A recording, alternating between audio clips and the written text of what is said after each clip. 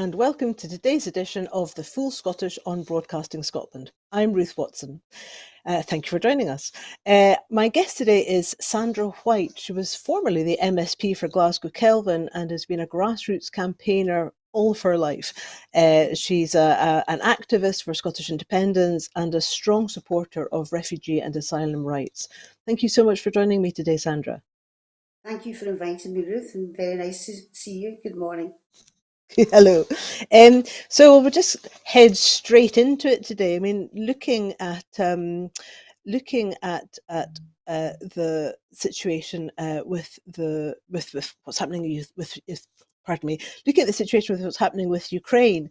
The situation in Bakhmut and Mariupol, it's looking pretty grim, and nobody quite seems to know what's happening with the Wagner forces.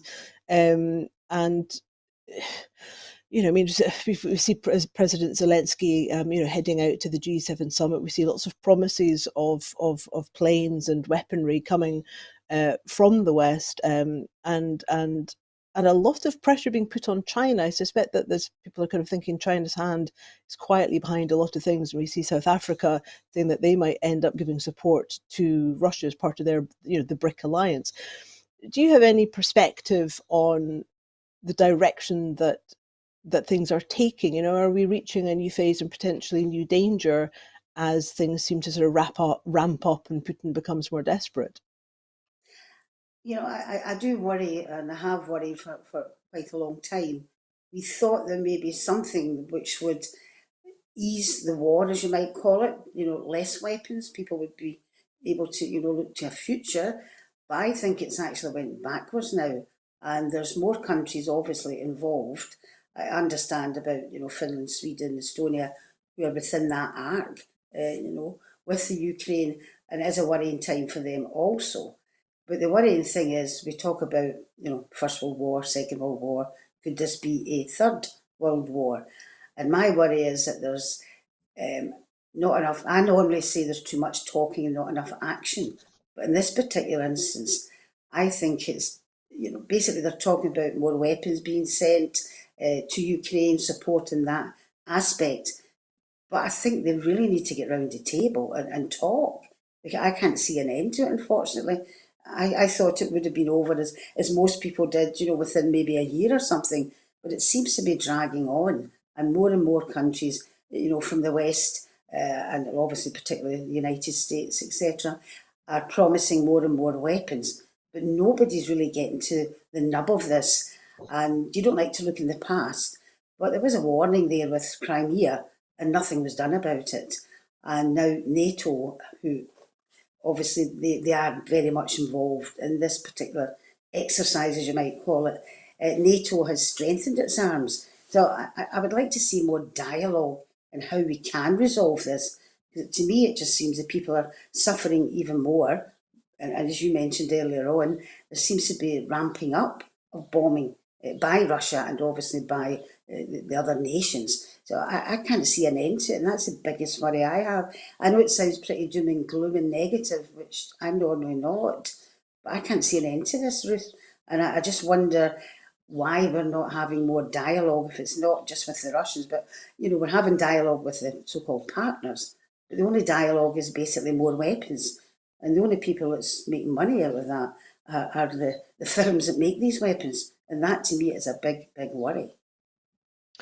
Yes, I mean there are those who say that it's impossible to negotiate with somebody who whose stated aim and whose supporters' stated aim is to basically remove Ukraine and Ukrainians, sort of Ukrainian culture and language and heritage. So, I mean, it would have been very difficult, for example, it would have been very difficult to have negotiated with Adolf Hitler, for example, because that his aim wasn't for peace. He wasn't looking for peace. He was looking for a new world order. And so I was noticing yesterday that the people of Georgia, there were demonstrations in Georgia because I think there were sort of new direct flights to Russia starting out, and the people of Georgia, who of course were invaded by Putin, sort of back in the early part of the century.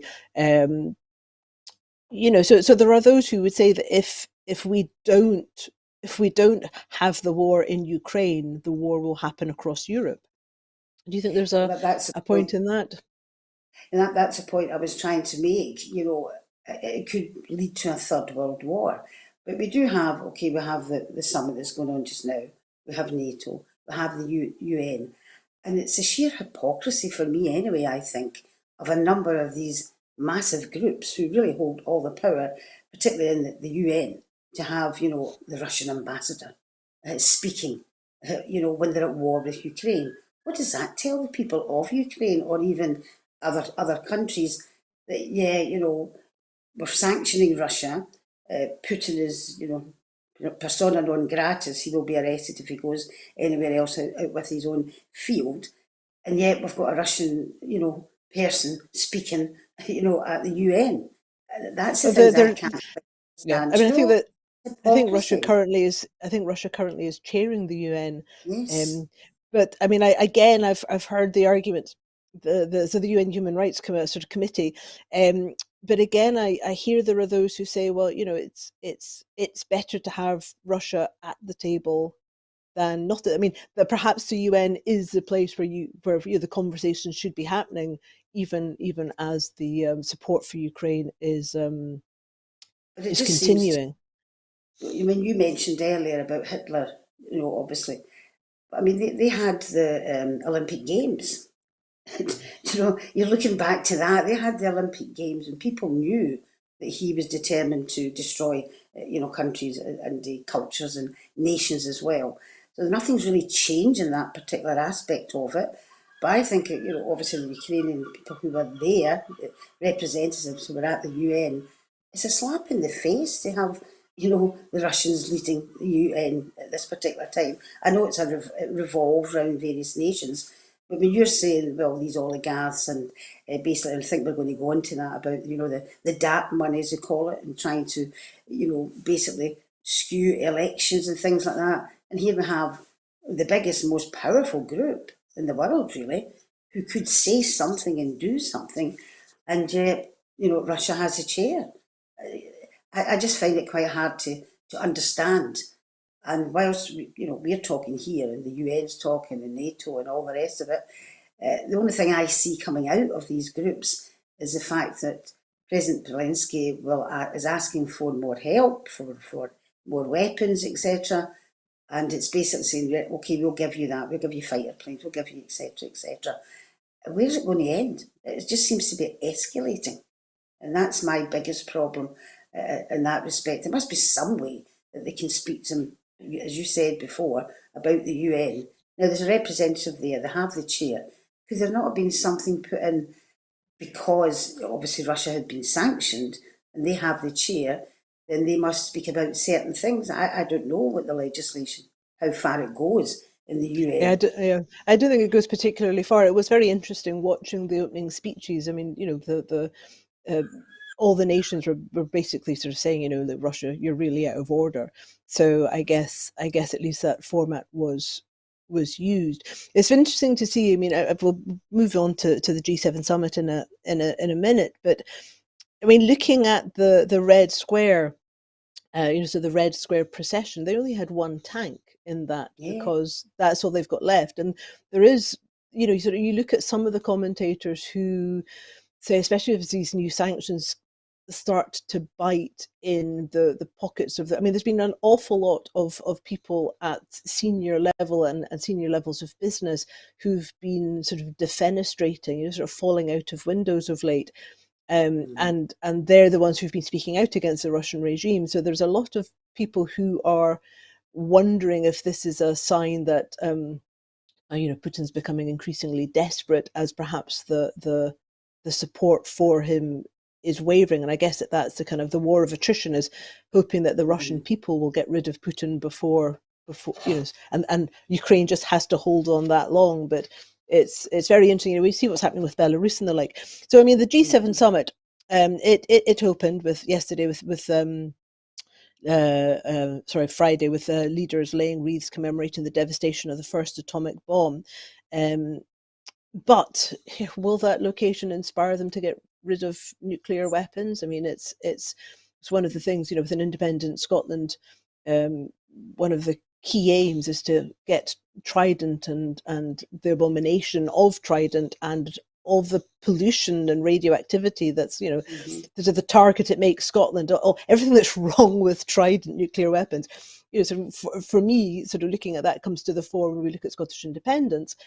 But when we look at it in global terms, and you have Russia saber rattling and threatening nukes at every opportunity, um, I guess it makes it harder. I mean, it's a very poignant point, because we're looking at a community, the only people in the world who have had nuclear weapons used against them as an act of war, as an act of aggression. Um, and yet, we seem to be further away from nuclear resolve than ever. Do you have a position on this? Well, once again, I just feel it's a talking shop, constantly. And to have it in a place where it was 1945, wasn't it, the Second World War, Hiroshima, many years ago, it's very poignant, because of the people who died and the horrific pictures that we saw, and it must be fresh in, a number of people's memories that is where it's being held. But I go back again to, the fact that these groups, all powerful, talking about getting rid of it, actually, I think they put forward a statement, didn't they, in regards to the fact that the world, a world without nuclear weapons, I think that's what it was called. They put this forward, and obviously they want to eradicate it, but they don't actually want to eradicate nuclear energy, but that's their aim, supposed to be. And they put forward this statement at that summit. I honestly don't think they will get rid of nuclear weapons, because basically, and you know as well as I do, Ruth, people say, well, countries say, oh no, we need to keep our nuclear weapon because they've got theirs and they've got theirs, and if they fire it, then we won't have anything to protect us. And yet the truth of the matter is, if anybody fires a nuclear weapon, we're all dead, we're obliterated, basically. So I don't see the fact that they will ever get rid of the nuclear weapons. Tell me which one of them is actually going to hand it down. And when I talked about the UN, and I mentioned NATO earlier as well, I mean, NATO has obviously expanded since the situation with Russia and Ukraine, but I mean, at the moment they support nuclear weapons while they're still there, and they'll say they can be used. So there's a big place for NATO to speak even at this. I know that that's all the different groups, but that's a big problem. Nobody's getting together, and whilst they support NATO and NATO are wanting more countries to join it, then I can't see them getting rid of nuclear weapons. I mean, they talk about the Non-Proliferation Treaty, basically, which I was a member of the group in the Scottish Parliament, and yeah, some countries are looking forward to, and obviously Scotland has hosted debates on it too. But have they ever moved anywhere? I don't think so. I just feel as though I'm talking so negatively this morning, which I'm not normally doing. But I think rather than have these separate groups who are all talking about this, that, and the next thing, it's really all the same countries. So NATO has to be, somebody has to look into NATO as well before we ever get rid of nuclear weapons, because basically they exist because of nuclear weapons, NATO. And I did worry at the time, and I think some people questioned my thoughts on it, but we're all entitled to our thoughts. But when they expanded, and if you look at the map where Russia is, and I'm not sticking up for Russia in any way whatsoever, they've become isolated, and all round about them are all NATO members now, because they've all been allowed to join. So somebody should look at that as well. How does that affect the way Putin is reacting to Ukraine and also threatening the other countries, obviously, say Belarus, Estonia, these countries round about it, who were under. I mean, I've been in Estonia many times, and I saw the bullet holes, and people would speak to us in regards to what the Russians did to them. So they're very worried, obviously. But is membership of NATO the answer to that? When NATO's, whole existence is to do with supposedly keeping peace, but while there's nuclear weapons, they say you can use them. So I don't think that this summit, the G7 summit, will go forward and get rid of nuclear weapons. It is one of those. It is one of those interesting dichotomies, isn't it? But I've heard a Mm-hmm. number of analysts in the past discuss it, well, in the recent past, discussing this, saying that, I mean, as you say, that when the Soviet Union fell, you sort of had these buffer nations. You had like sort of Lithuania, Latvia, Estonia, Belarus, Ukraine, that were supposed to kind of, there was never supposed to be a point at which, perhaps other than in Berlin, where the two nuclear sort of treaty nations or bodies were directly up against each other. And so Putin started getting more twitchy, he said, as nations joined the EU and then joined NATO. And of course, the ironic thing is that because of Putin's actions in Ukraine, and I mean, let's not forget that I think it was back in 2008 there was real concern because of all the tanks he had going up and down the Polish border. There was thought that he might try invading there. So and so it's the thing. Putin sort of is kind of creating the tensions that mean that countries Mm-hmm. want to join NATO, while he's saying that he's concerned because of all these countries joining NATO. He's kind of creating the Yeah. conditions. So it's an interesting analysis. Is that you can't have. You can completely understand Finland and Sweden and Ukraine, Estonia, Mm-hmm. all these nations wanting to join NATO, when their neighbor next door is kind of wanting to come in and go, what, Mm-hmm. and when you hear Putin, one of his speeches earlier this year, pardon me, um, saying that he wanted to restore the empire of Catherine the Great. So it kind of, you sort of start wondering, well, how much of this is Putin crying wolf, and how Mm-hmm. much of this is him using this to sort of try and expand his agenda and find excuses to sort of sell it to the Russian people. And I mean, I Mm-hmm. was I was listening to a program the other day on the radio about J.B. Priestley, who had I guess it would have been like the equivalent of a podcast. Sort of, he came on at 9 o'clock during the war with these sort of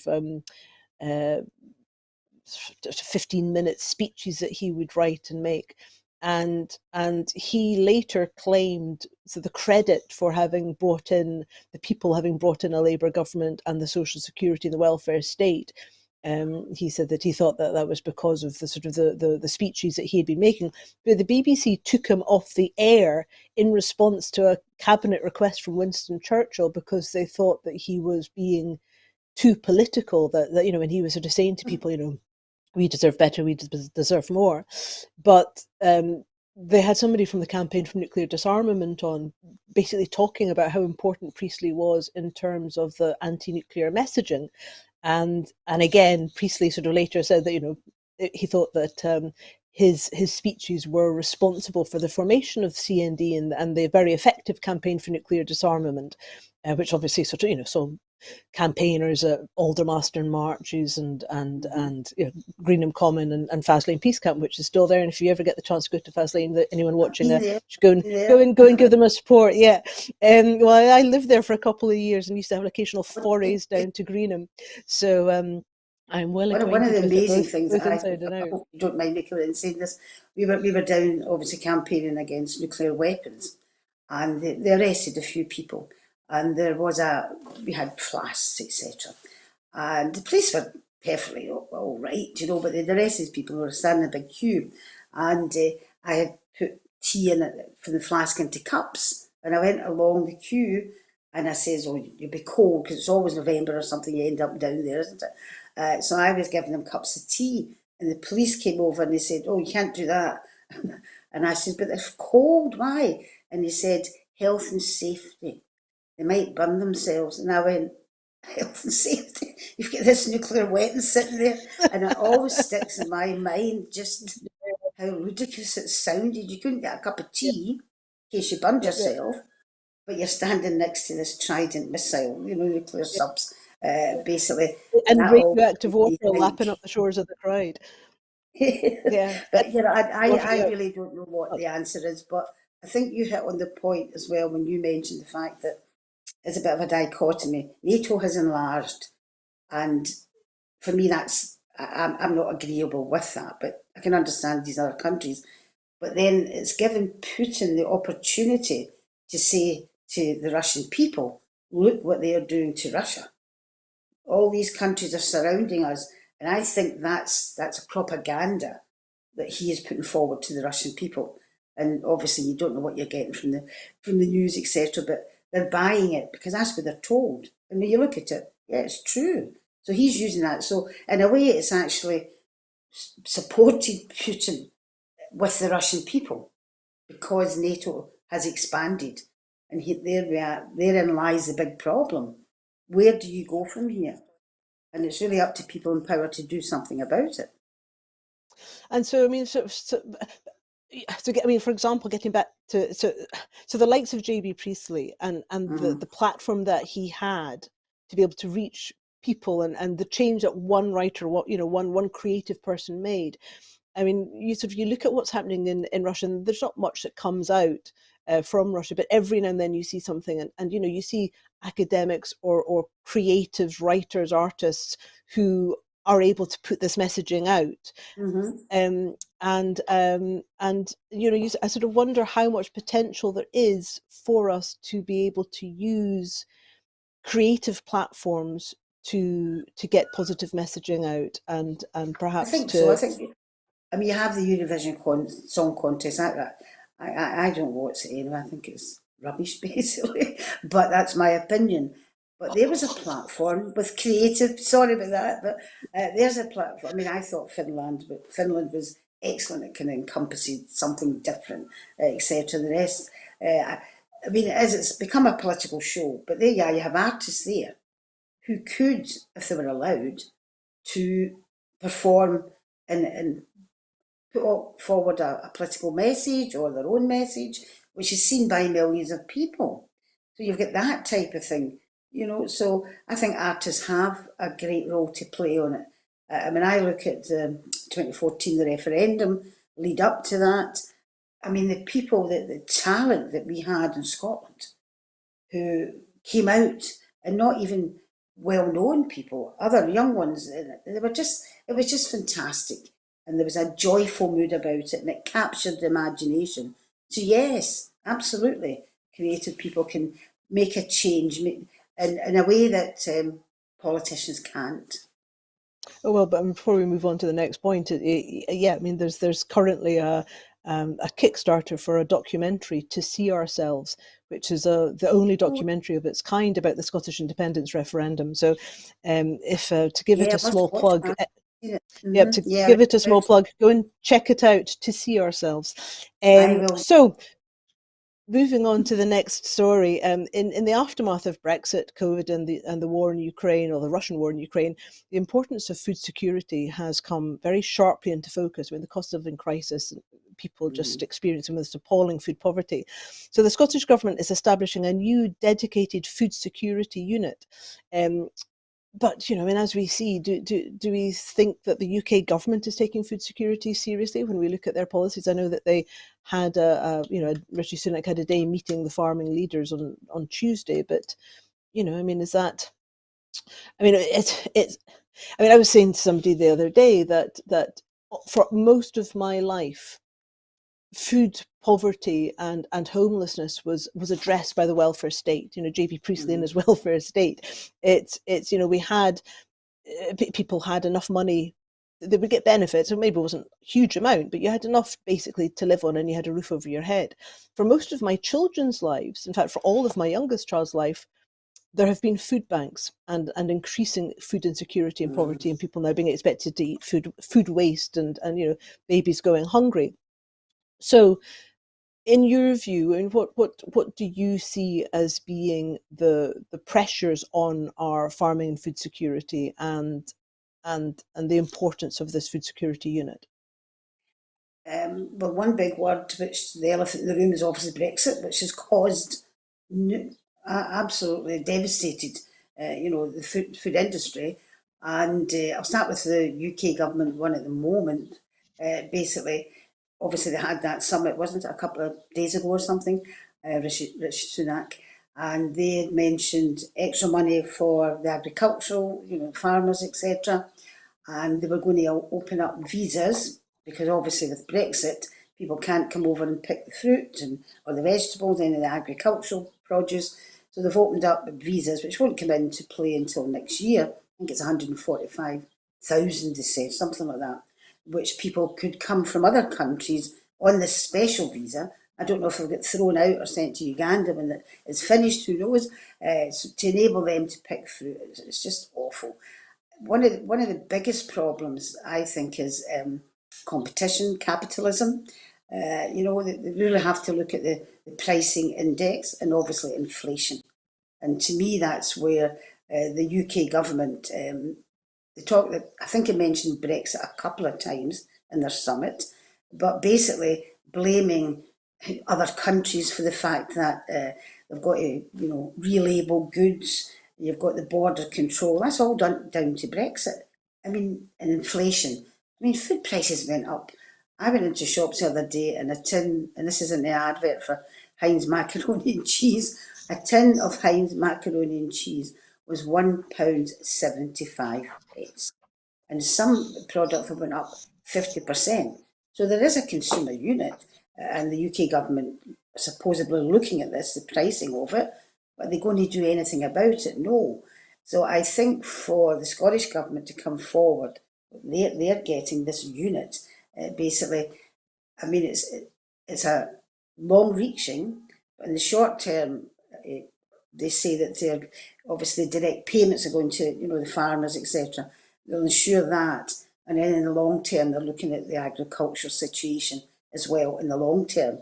But they also have to look at the issues of climate change and various others, and that's what that unit is set up to look at.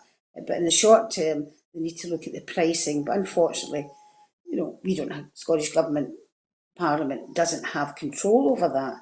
So they all have to work together, as you might say. But the UK government, as far as I'm concerned, are, burying their head in the sand.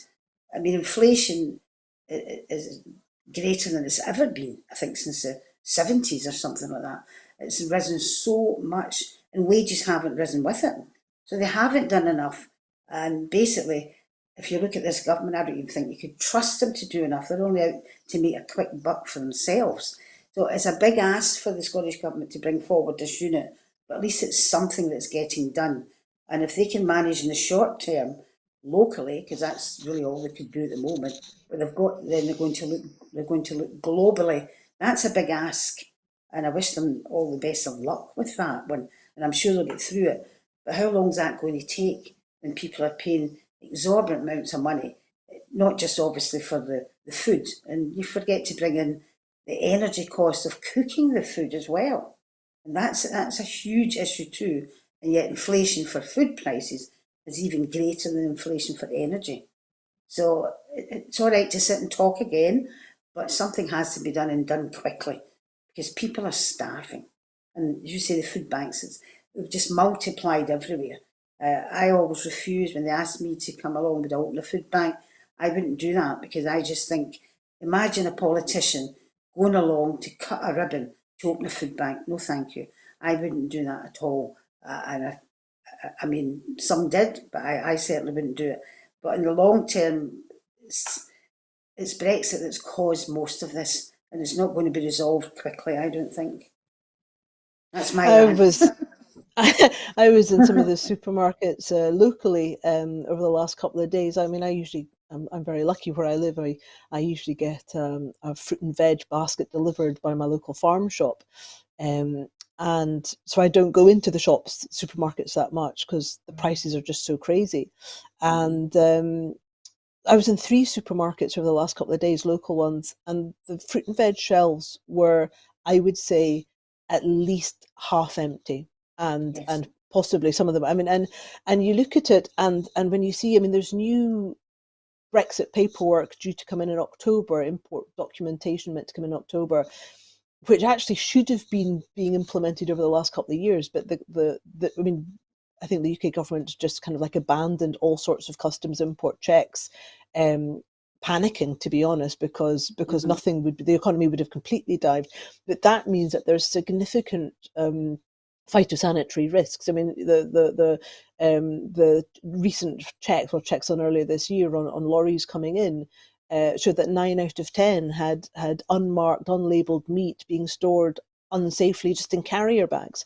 So it's so there's a number of things going on. So the risk to our food security and our food safety is Mm-hmm. huge, and just about every farmer I speak to is on the brink of a nervous breakdown because Yeah. the pressures on them are so exorbitant. And some of them say, well, capitalism is only working for the supermarkets, it's not working for us. They tell us the price they're going to pay.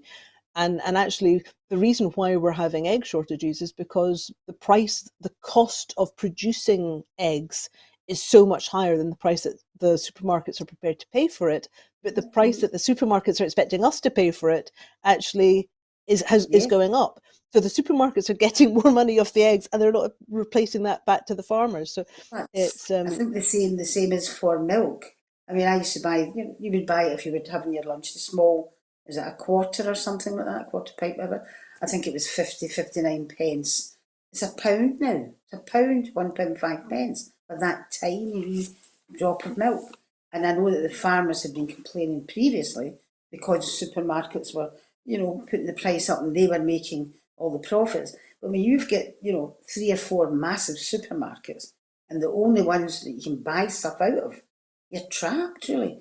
And it's just an exchange between them and they make a profit. There's a couple that are not too bad, basically, but inflation is huge.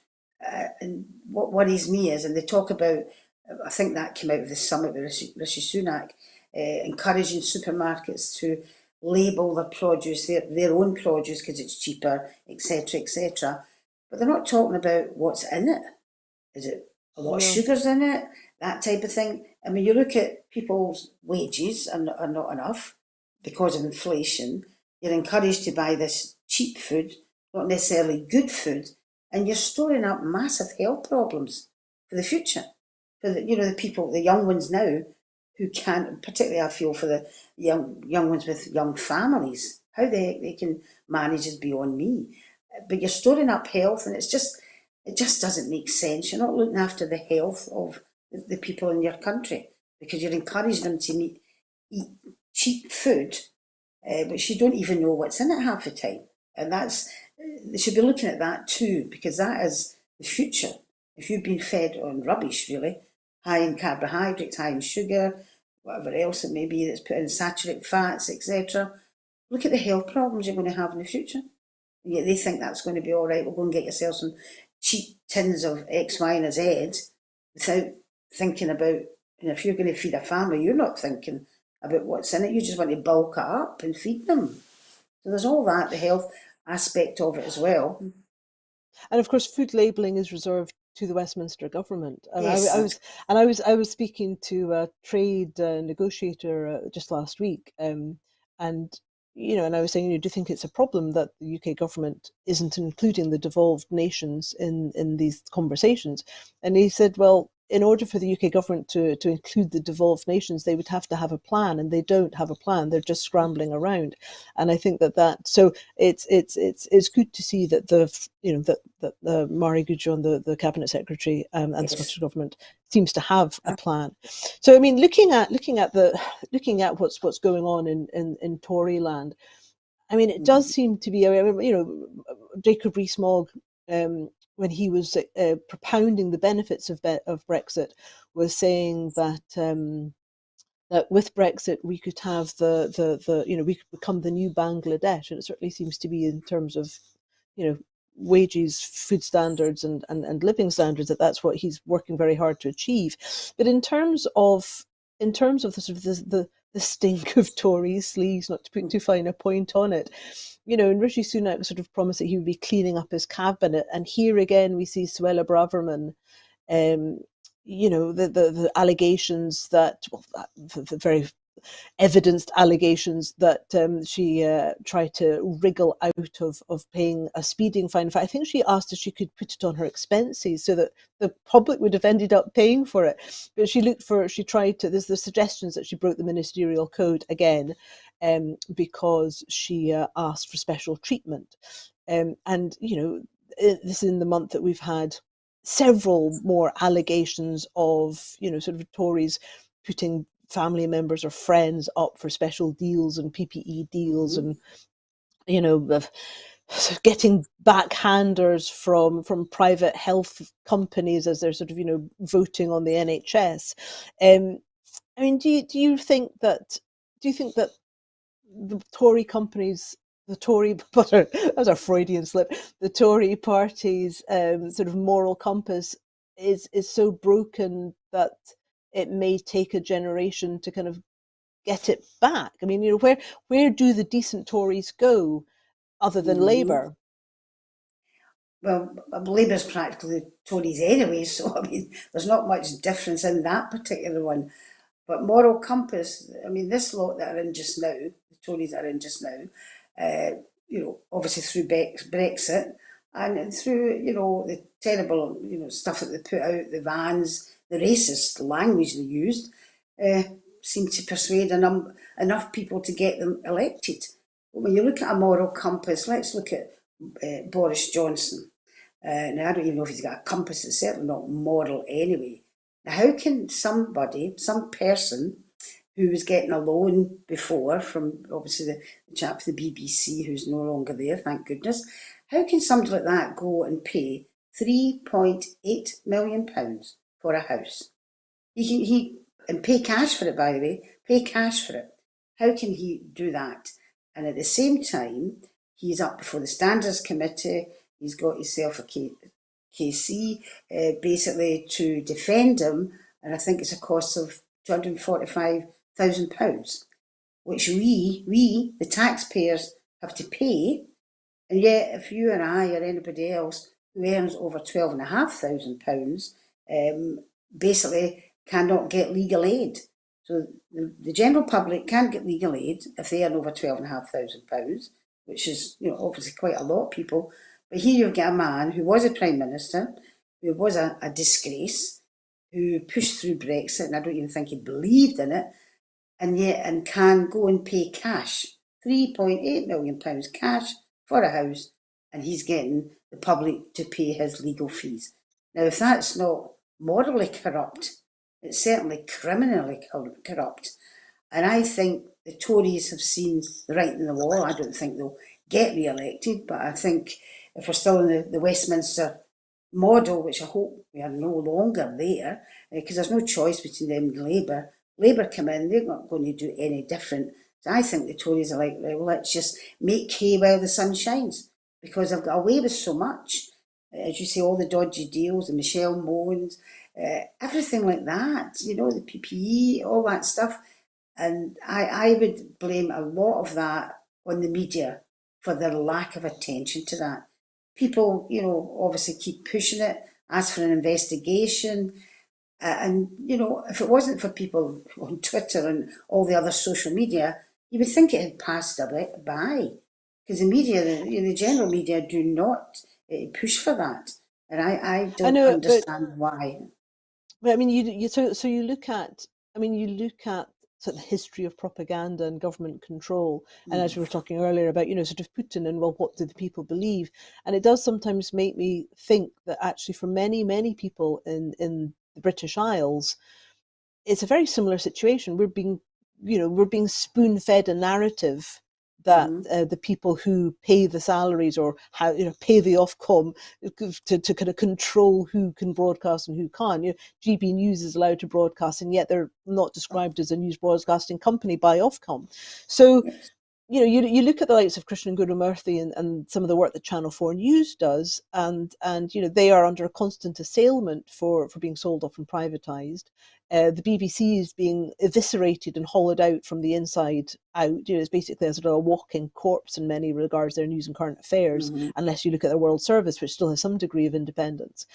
And so there's this kind of constant. It fascinates me as a journalist and broadcaster. It fascinates me to see the way in which the media is being used to manipulate the narrative. And yet you see someone like Carol Cadwallader, who is a Mm-hmm. remarkably ethical journalist, who Aaron Banks, vote leave basically.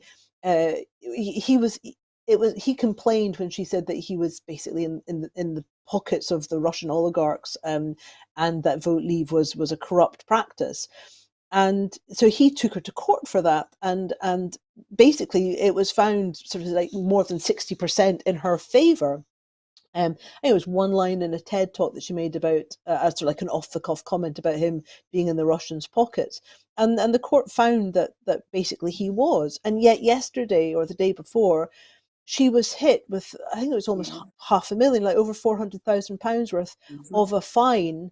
So her costs, his costs, and you look at it and you think, well, that's why journalists aren't doing their job anymore, is because anybody who speaks out and really tells the truth. I mean, Vote Leave It was launched in the Russian embassy. The Russian money going into the Tory Mm-hmm. party is immense. The Yeah. wives of oligarchs, and it's all a bit ozarky. So you ask, well, why isn't the media doing its job? And I think that the media is not doing its job partly because journalists aren't being paid much at all to do that job. Most of the senior journalists have been kicked out. I mean, I know the top editorial team at the BBC News was kicked out, and sort of juniors were brought in and being asked to make programs in 5 days on a Mm-hmm. shoestring with no support. So you kind of wonder, I think we often end up with the media that the government wants us to have, which is one of the reasons why I'm so keen to support Broadcasting Scotland, because I think that Yeah, this absolutely. I mean, we need to, and we've got like Caledon Radio, Independence Live, Indie Mm-hmm. Podcasts. Mm-hmm. We need to, you know, think what we could do if more people were to fund us. So if Well, you're watching this that's and you've got an extra £5 to stick into the Broadcasting Scotland coffers, please do it, absolutely. And because you can obviously donate online too. When you look at the propaganda machine that Hitler had, basically, and that was a propaganda machine, very well executed, if I could use that word, probably in the wrong context, but very, very well executed, had the German people believe it. Now, they always said if you control the media, you control the people. And that is actually what's happened. If it wasn't for things like Led by Donkeys, and yet I've seen some stuff, decrying them, etc. But they've done a fabulous job, Led by Donkeys and stuff that they've put forward. But once again, the media will come down on them. Okay, you've been a journalist. I'm not a journalist. But what we're talking about just now, that would have been a journalist's dream, like Carol's, to expose this stuff. And I remember the time when journalists stuck together. They fought for each other. I remember when they were talking about, newspapers closing down a number of years ago, and it was all going digital. And at that time, the minister was Jim Mather, and we held a conference in Caledon University, because most in that my constituency, that's where most of the newspapers were, etc. City Centre, all that, Glasgow City Centre, the Herald, and what have you. And we held a conference to talk this over, and it was full with journalists who were obviously wanting to find out, well, what is the future for us? But that seems to have disappeared now, and yeah, that is, it's not just a worry, but it's dangerous, isn't it? And I really yeah. thank I mean, people like Broadcasting Scotland and others as well.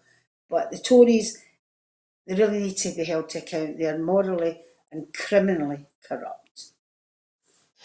well, looking at the changes that may be coming, Sinn Féin in historic local elections have made sweeping gains, including an unprecedented breakthrough in County Down and County Antrim. So, what do you think the results suggest, and the future of getting the Northern Ireland Assembly sitting again? And do you think this is an indication that United Ireland is getting closer? I mean, some of the areas that Sinn Féin made gains in, it basically would be like the heart of Toryland turning SNP is sort of the Mm. equivalent, especially when you consider how gerrymandered the constituencies are. Mm-hmm. They've sort of been drawn in such a way as to give the DUP basically, the unionists a favour. Some of the polling stations were bedecked in union Yeah. flags. So it's but what's your take on the direction that Ireland now is going, Northern Ireland is going in, I and think does this mean a the United big, Ireland ahead? yeah, I think, funny enough, I was in Belfast not that long ago, basically, and Belfast City. And it's a lovely, lively city, lots of young people. Didn't speak about the politics of it or anything like that. But the feeling I get when I talk to people who I know who live in Northern Ireland and in the south of Ireland too, is it's the fact that they need the assembly up and running again. And I think Sinn Féin has put forward a very good case for that. They have made it quite plain that they're speaking for all of the people, regardless of religion or politics. They're speaking on behalf of all the people. They want it up and running. This is what they want to do. And yet, on the other side, the unionist parties, it's just been all negativity constantly. And I think the people who have swung towards Sinn Féin in places like Antrim and other areas where they've never had representation before is the fact that they have seen that the leaders of Sinn Féin, who have been on, obviously TV, etc., are speaking for them. They're speaking for them. They want that assembly up and running. They want work to start. And I think that has been the main thing. When it comes to a united Ireland, when you look at you look at the map now, I think there's every possibility there will be. I think there's every possibility there will be a united Ireland if it goes along in the voting system as it is. But I noticed that DUP spokesperson is talking about the fact that all the unionist parties have to get together to counteract the independent parties, as they call them, basically. And it's a wee bit like a deja vu here in Scotland, where we had, obviously Better Together, and you've seen the way they've been voting here in Scotland as well. Labour are encouraging people to vote Tory in areas where they wouldn't get elected, and Tories are encouraging people in areas to vote Labour where they won't get elected. So it's a bit like that as well, and I think they'll go through that same process. But yeah, I think there will be a united Ireland, yeah, sooner rather than later because of It's this. interesting. I mean, because of course, with the Windsor Agreement, meaning that sort of later this year, come October, the not for EU, not for sale in the EU, sort of labelling will be on all food coming through the British Isles. I mean, how Mm-hmm. does that? So our standards aren't good enough to meet the EU, so we're going to feed you this, but people in the EU don't want it. But when you're also looking at the economy, I mean, the Irish, the Republic of Ireland, their economy and their fortunes are just so highly in the ascendancy. I mean, Yes. Brexit has done amazing things for Ireland, and so it would be very interesting to see what the Irish people in the north think of their prospects. And when you look at there's a gentleman on Twitter I see who occasionally goes in to look at the Northern Irish politicians, the unionist politicians, and Mm. will sort of do exposés on what kind of passport they have. And Arlene Foster and others have now got Irish passports, so they can travel more easily in and out of Europe. So I think there's Yes. a number of people who will feel quite conflicted about Ireland. And of course, we're looking in Wales at the All Under One Banner march there, which Mm-hmm. the media is saying was over 7,000. I saw some of the images and it looked like a fair wheen of folk. Yes. And the independence movement in Ireland has gone from polling at 5% in 2014 to I think over 40% now. So, and do you think that the Celtic nations perhaps may just all get together and go, you know what, England, you're on your own? Well, I would like to see all the Celtic nations get together in a summit or whatever it may be, because obviously the more people that there are, whether you're Wales, Ireland, Scotland, I think that would put the fear of death into Westminster. The only nation that's not calling for independence is England. You say to yourself, don't understand. You get wee pockets of England, Yorkshire, Cornwall, who want independence for their wee bit of the country. But basically, the only nation that's not calling for them to be independent is England. So is that a cultural Well, you thing? did Or, you know, you, you I did have think yeah, you all the did have Celtic 30p nations Lee. should. You did have 30p Lee the other day calling for England to walk away from everybody else. Lee Anderson, Oh, I yeah, think it is. I But I think mean, I so replied on Twitter and I put my thumb up. Yes, but but seriously, but they're I mean, not. so I mean, The SNP announced yesterday that the the SNP National Executive Council committee met yesterday and announced that well the press release or the media report Mm, that I saw said it would be an independence convention. I think that the First Minister Hamza Yusuf rolled back on that language a little bit and said that it would be basically a meeting in June for the membership to focus on how Scotland could hold. And again, the press report said legally binding independence referendum, but the First Minister's clarification was that it would basically be the mechanism for achieving Scottish independence. Um, I know, speaking to a number of Yes colleagues, that there's a number of people who are extremely disappointed that that's happening on the same day as the All Under One Banner March in Bannockburn. Um, mm-hmm. so I mean, there's a number of people who are a bit disappointed about that. But I mean, in terms of the importance of holding a um, getting the membership together before the summer holidays and Parliament breaks up to be Yeah. able to discuss this. How important do you think that was in terms of the priorities of the SNP, and how important do you think it is that the membership gets a chance to get together to actually discuss this, and what would you like to see come out of it? I think it's very important, and it's rather sad that it has, been the same date, although I see that they have the Scottish, well, SNP have said there will be a minister at the All Under One Banner March speaking, the one in Stirling. I see that, and I can't quite remember when the Gordon Brown so-called summit thing's going to be. They're having something in June as well. I don't even know if it's the same date.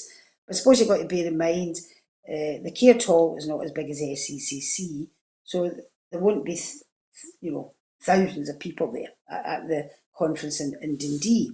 And it'll all be SNP members, and I think that's quite right. And we do have to thrash it out.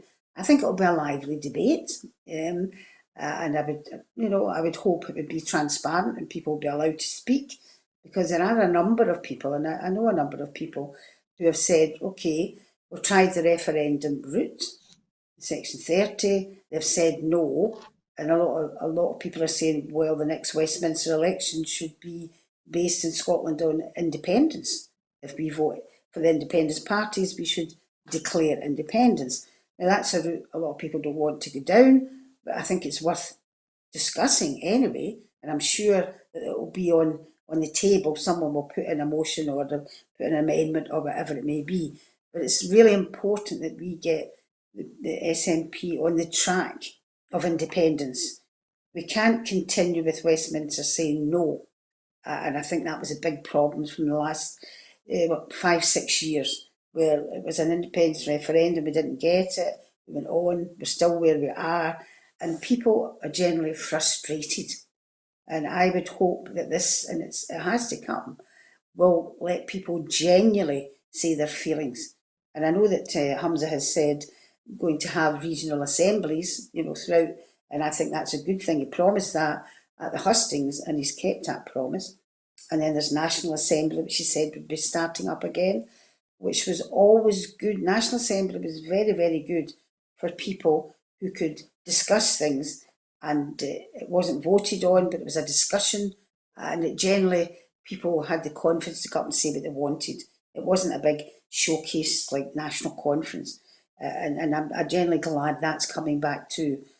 But if this is going to be successful, and I believe I've got a delegate's ticket for it, because I had a delegate's ticket for the previous one, which was cancelled in Edinburgh. We were told that we would be able to use this ticket for any other conference. So I'm assuming, hopefully, that's the same. But people have to be allowed to have their say at this. And if it doesn't, nobody agrees with everything all the time. But I'm sure there'll be people who will say, well, we're not going cap in hand again to the Scottish Government, the Westminster Government. The Scottish Government is the one who would push through a referendum, obviously. It's through the legislation. But should we make the next Westminster election based on, if we put forward enough, a majority of SNP MPs, do we say that's it, independence? I think that will come up at this special conference. It should do.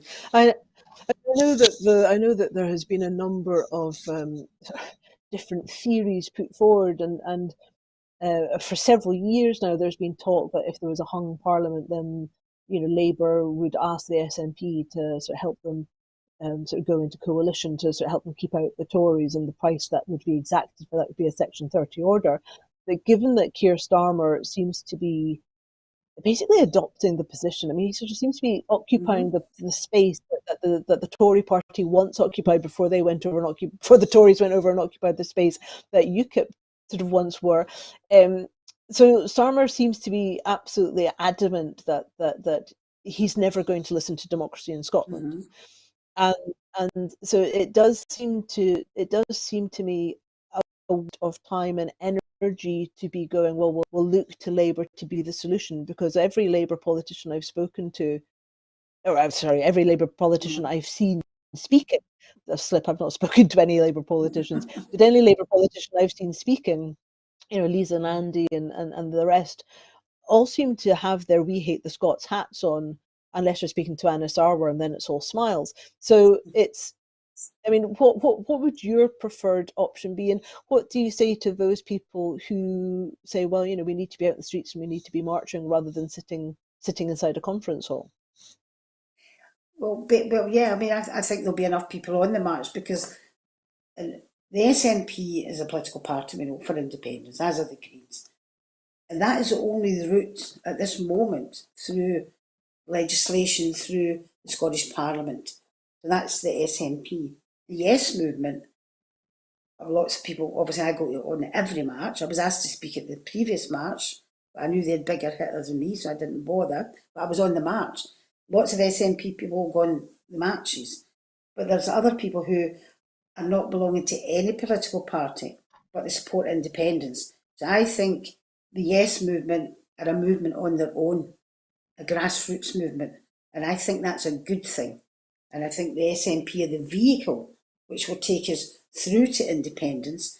I hark back to when Margaret Thatcher was the Prime Minister, who said, if Scotland returns a majority of SNP, at that time there wasn't the Greens who opposite at that It time, was just six, she said, wasn't majority, it? If it was yes, she six, said, yeah, a majority of independent SNP MPs, then they could have independence.